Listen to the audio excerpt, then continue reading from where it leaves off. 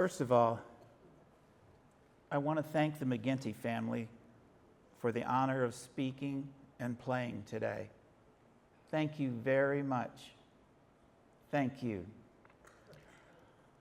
My name is Bruce Nunnelly.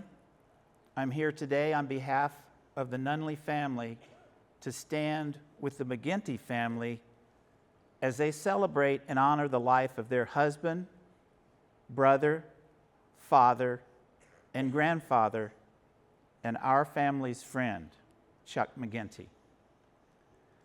The 4 Nunnelly siblings grew up with the 5 McGinty siblings. As a matter of fact, our father, Dr. Gordon Nunnelly, came here to practice medicine after Chuck's dad, Dr. Charlie McGinty, convinced him that Cape Girardeau would be a perfect place for him to raise a family and practice medicine. The rest is history.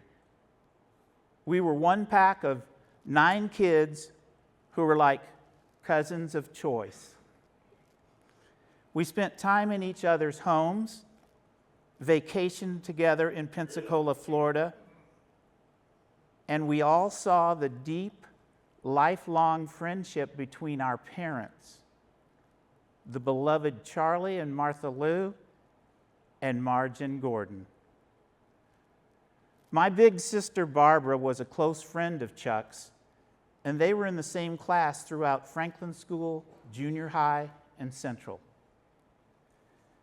My sister Carol reminded us that it was working closely one year with Chuck at Hale's Jewelry that changed her life. She says it was Chuck who showed her that someone could be an artist, which inspired her to move to San Francisco, where she pursued and accomplished this dream.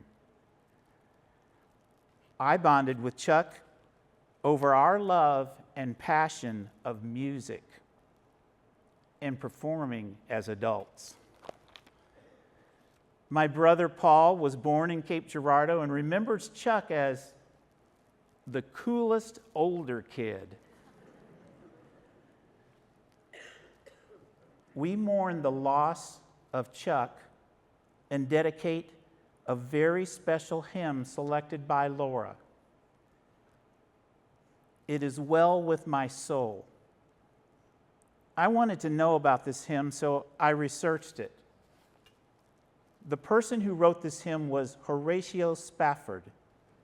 Horatio Spafford knew something about life's unexpected challenges. He was a successful attorney and a real estate investor who lost a fortune in the Great Chicago Fire of 1871. Around the same time, his beloved 4-year-old son died of scarlet fever. Thinking a vacation would do his family some good, he sent his wife and 4 daughters on a ship to England, planning to join them after he finished some pressing business at home. However, while crossing the Atlantic Ocean, the ship was involved in a terrible collision and sunk.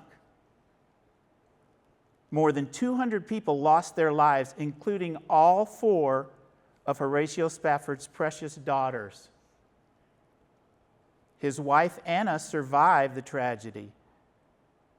Upon arriving in England, she sent a telegram to her husband that began, "Saved, alone. What shall I do?" Horatio immediately set sail for England. At one point during his voyage, the captain of the ship, aware of the tragedy that had struck the Spafford family, summoned Horatio to tell him that they were now passing over the spot where the shipwreck had occurred. As Horatio thought about his daughters, words of comfort and hope filled his heart and mind. He wrote them down. The words he wrote: "When peace like a river attendeth my way, when sorrows like sea billows roll, whatever my lot, thou hast taught me to know, it is well with my soul."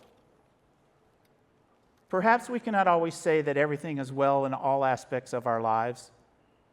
There will always be storms to face, and sometimes there will be tragedies.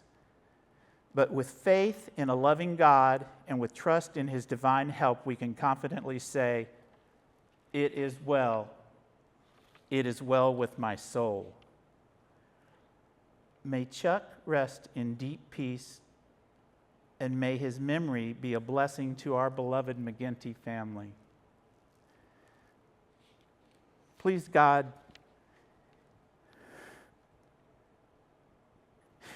give me the strength and good grace to play this beautiful hymn for our family friend. Amen.